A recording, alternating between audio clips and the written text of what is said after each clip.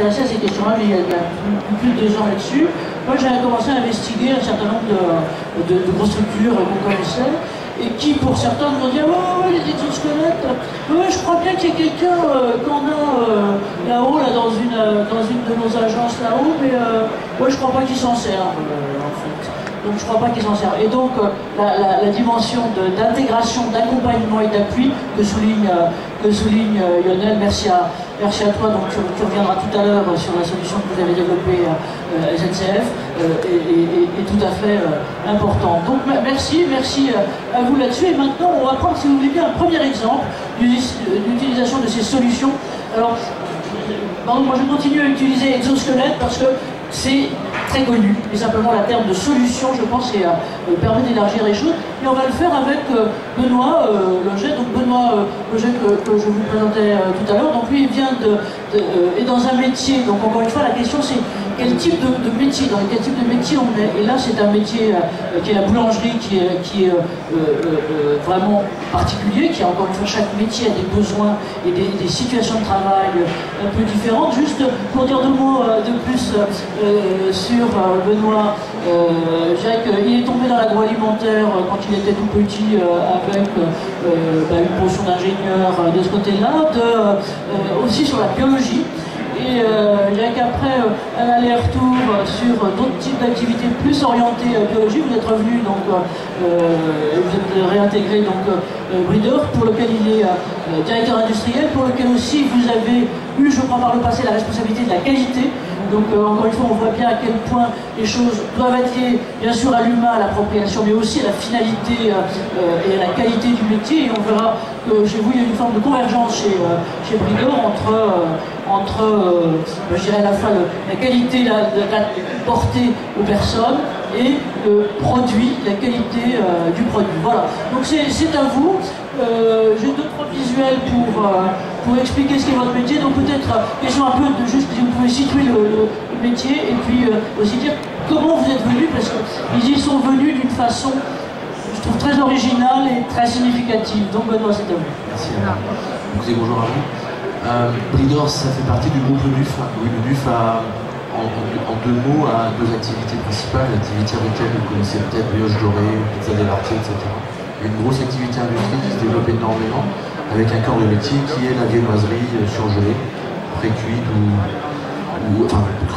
prête à cuire, et le pain pré-cuit sur sol de pierre. Donc une entreprise qui est assez jeune, puisque M. Le Buff a créé Breeder il y a un peu plus de 30 ans maintenant, sur la région de Rennes, et on est aujourd'hui avec 10 usines dans le monde, 3 sites en France, et un métier qui s'est développé systématiquement sur la qualité premium, sur 2 leitmotifs de M. Le Buff. Le premier, c'est sans qualité, en fait, on ne fait pas de business satisfaisant, donc on ne doit jamais sacrifier cette qualité de travail. Et le deuxième point, c'est son leitmotiv au quotidien, c'est il y a de la valeur que d'homme. Il considère que pour faire de la qualité de produit, nos gens doivent être bien sur les lignes et doivent avoir le sourire et doivent avoir envie de rester chez nous.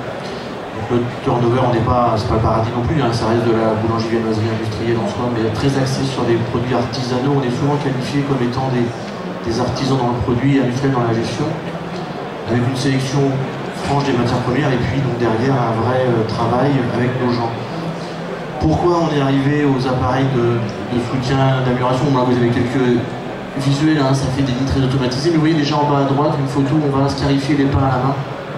La signature Breeder, c'est ça aussi, donner la capacité à nos clients hôteliers, restaurateurs étoilés d'avoir des produits artisanaux faits sur des lignes industrielles. Sauf que ce genre d'action, à un moment donné, entraîne forcément des risques TMS, entraîne forcément d'autres problématiques. Et on s'est posé la question à un moment donné, comment on pouvait faire pour améliorer ça, robotiser, cobotiser. Économiquement parfois c'était réalisable, d'autres fois pas réalisable. Et on s'est plutôt été confronté rapidement à une problématique, c'est qu'on a eu un cas, un boulanger, un bon boulanger, qui a eu un accident en dehors de chez Breeder. Il s'est tombé de moto et il était arrêté pendant 12 mois avec une épaule atrophiée. Il est revenu en me disant, voilà, et l'aptitude du médecin, qu'est-ce que je peux faire chez Breeder? Et si on s'était, je dirais, seulement orienté vers la prescription du médecin du travail, il ne serait plus chez Breeder aujourd'hui. Donc moi j'ai réfléchi, j'ai posé la question en disant, est-ce que tu es prêt à accepter un programme particulier? On n'a jamais fait ça chez nous. Ça faisait 2-3 ans que je travaillais sur les appareils, j'étais allé au CEA, essayer leurs appareils, etc. C'était hors budget, puis c'était pas forcément dans nos concepts. Et j'avais rencontré, dans la presse Gobio, ils sont pas très loin de chez nous, hein, il y a 1h30 de voiture. Et donc on s'est déplacé voir Tom Théo à l'hôtelier chez Gobio, en lui disant voilà, c'est quoi vos appareils là et qu'est-ce qu'on peut en faire. Et puis très vite on s'est pris au challenge de dire on va faire une démarche, la nôtre. On n'a pas la prétention de dire qu'elle est bonne, mais on voit qu'elle a l'air de fonctionner. On a d'abord fait avec Tom Théo un travail de sensibilisation, de formation, d'accompagnement. On a acheté des appareils, haut du corps, bas du corps, en se disant le problème de l'épaule de l'opérateur, s'il accepte de rentrer au programme, ça va être essayer de lui faciliter sa tâche au quotidien pour faire de la pâte feuilletée.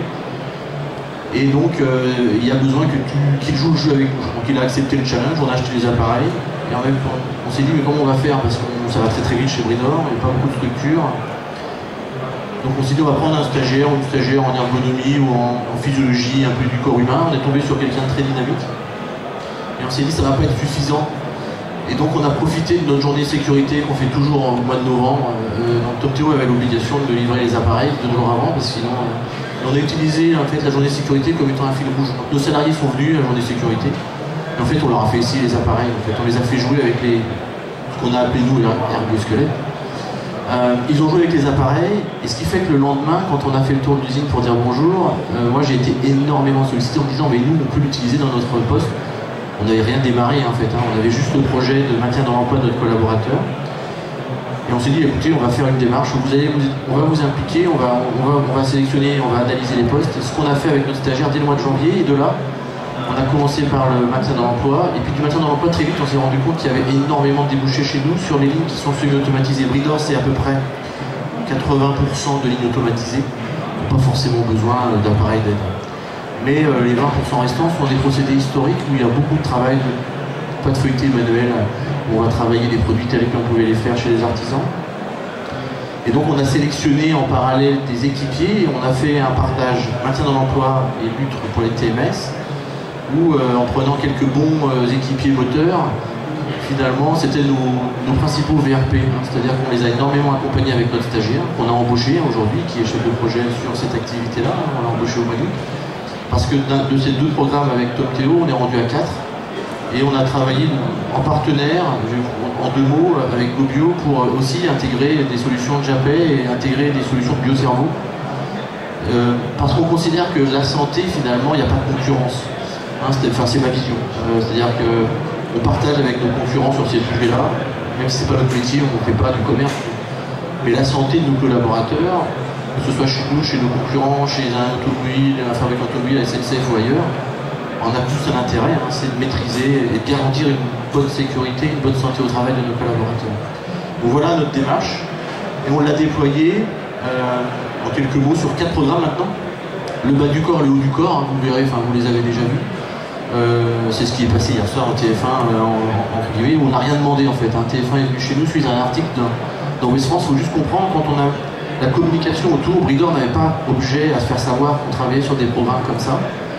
On voulait juste communiquer en disant voilà, Bridor investit beaucoup, on a besoin d'encore, hein, on se développe énormément, on est croissance à 2 chiffres en permanence, et donc on a besoin de salariés. Et on fait autre chose que du croissant et du pain, on travaille sur les conditions de travail, on travaille sur l'optimisation, et aussi on est capable d'apporter des solutions nouvelles au quotidien.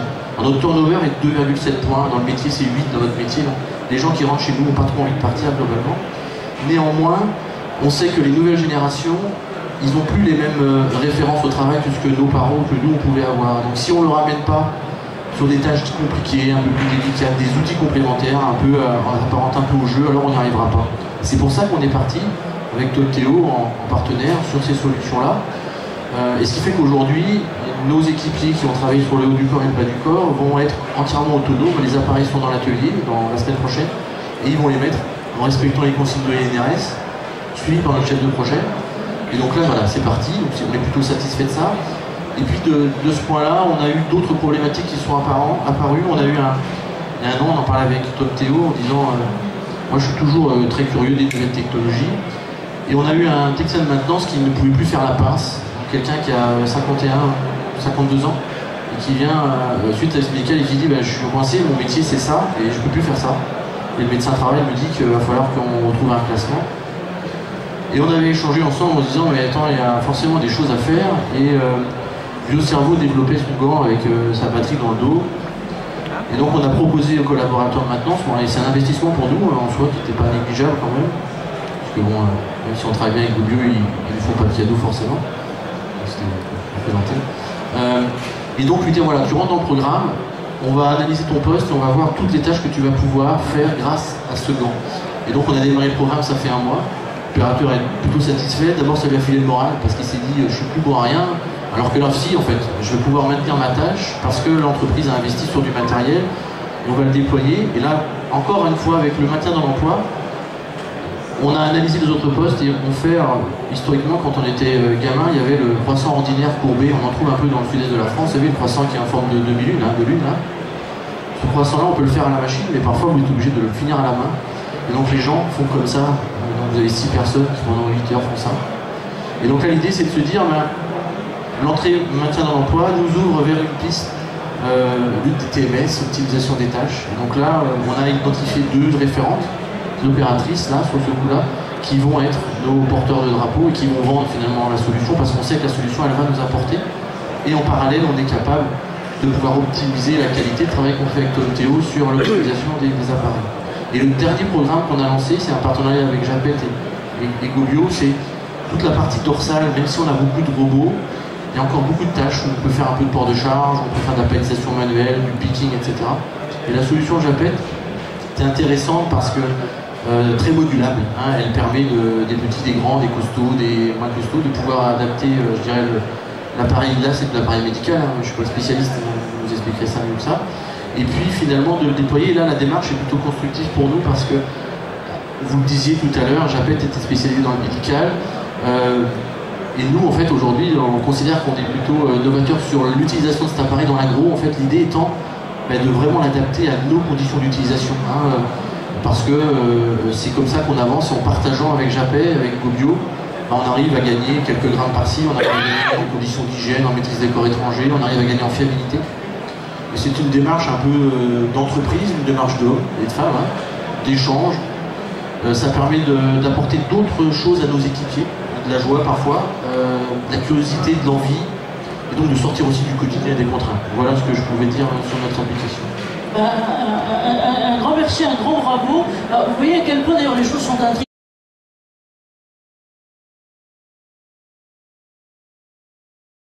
Aussi à quel point l'attention à la personne et aux besoins des personnes est aussi importante pour démarrer finalement de nouveaux processus et organisationnels et industriels. Et puis les choses et l'étanchéité n'est pas du tout aussi évidente entre ce que je disais tout à l'heure, d'un côté les entreprises utilisatrices et de l'autre côté les développeurs, intégrateurs de solutions.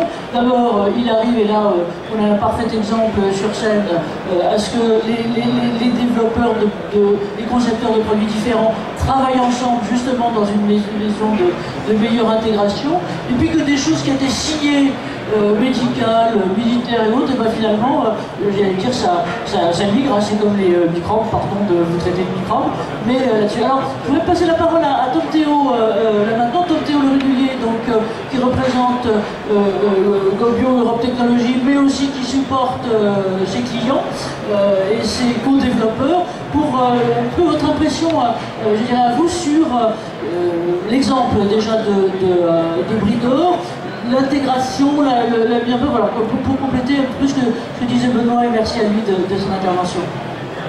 Bonjour à tous. En complément de ce que vient de dire Benoît, moi j'aimerais plutôt axer l'explication sur la démarche qu'on a eue en termes de démarche utilisateur et le point de départ qui a été de dire on a une volonté de réduire la pénibilité, de garder nos personnels en bonne santé tous les jours, toute la semaine, toute l'année, pendant 40 ans. Nous on est parti de la démarche de dire ok, nous on a une gamme de produits, une gamme de dispositifs d'assistance physique qui ne sont pas là pour aider, faire à la place d'eux, mais plutôt pour assister. La démarche qu'on a eue avec Benoît, c'était de dire vous avez des problématiques de pénibilité, on a des produits, donc on a 2 facteurs. Est-ce que nos produits sont capables de répondre à des demandes d'assistance sur les postes qu'on a identifiés, ou d'ailleurs qui n'étaient pas particulièrement identifiés au début. Donc moi j'ai demandé à Benoît qui vienne me faire visiter son usine et qui me dise là on a des problématiques de serrage, là on a des problématiques de travaux bras en hauteur, là on a des problématiques de personnes qui travaillent dans des positions courbées, qui ont des rotations à faire, etc. Et suite à toute cette analyse de l'activité qu'on a pu faire, on a pu préconiser à Bridor l'utilisation de tel ou tel dispositif sur les postes qu'on avait ciblés. Après ça, on a mis en place une démarche d'intégration d'exosquelettes qui est basée sur 3 facteurs qui sont très importants. Le premier facteur, c'est l'utilité. On parlait du point de départ, l'opérateur qui a eu une problématique médicale qui ne pouvait plus lever le bras. On propose un dispositif qui aide à porter les bras lorsque les bras sont au-dessus du niveau du cœur. Et donc on a identifié une dizaine de postes de mémoire où potentiellement le dispositif bras en hauteur pouvait être utile. Et puis après ça, c'est poser la question de est-ce que c'est utilisable? Parce qu'en agroalimentaire, quand on est en contact avec de la farine, avec de la pâte, etc., il y a des problématiques d'hygiène qu'on n'avait pas intégrées au début, qui nous ont permis de pouvoir les remonter aux fabricants pour intégrer ça dans le cahier des charges de définition des exosquelettes. Et ce qui est en train de faire aussi la société Japet suite aux remontées. Donc le premier point, c'est est-ce que les dispositifs sont utiles? Est-ce qu'ils répondent à une problématique de pénibilité? Et est-ce qu'ils sont utilisables? Donc ça, tous les programmes ont été lancés il y a à peu près 1 an maintenant. Et puis il y a 2 autres points qui sont très importants, c'est l'acceptabilité des opérateurs. Lionel en parlait un petit peu tout à l'heure, un exosquelette, ok c'est bien, mais pour faire quoi? Est-ce que j'accepte que quand je me promène dans l'atelier avec, vous voyez les images derrière, là, alors on entend Robocop, on entend Iron Man, alors vraiment il y a le bruit des machines qui fait que c'est pas trop gênant pour les utilisateurs. Et puis au bout de quelques semaines, quelques mois, c'est sur le parcours d'intégration qu'on a construit avec l'INRS, on estime une moyenne d'appropriation et d'acceptabilité qui se situe autour de 1 mois et demi, 2 mois, une utilisation intensive. On en parlera peut-être tout à l'heure avec Naval Group qui est à l'entame de cette démarche.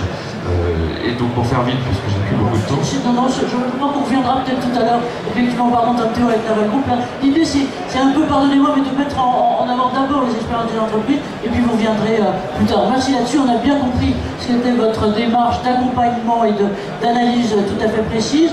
Et maintenant, juste pour rebondir quand même, parce que Toto c'est important. C'est-à-dire que si on achète un ergosquelette ou un appareil pour dire je l'achète, on le met à disposition et forcément on a une bonne conscience, alors on va à l'échec. Sans donner de leçons, c'est à un moment donné une démarche constructive, c'est une démarche où il faut vraiment faire l'accompagnement, l'analyse. Donc il y a un minimum d'investissement et de moyens à mettre quand même, humain en soi, parce que nos équipiers doivent vraiment mesurer les contraintes, le bénéfice contrainte, et ça si on ne l'accompagne pas, c'est l'échec. Et on voit bien effectivement que ce qui reste sur l'étagère restera sur l'étagère. Merci à vous.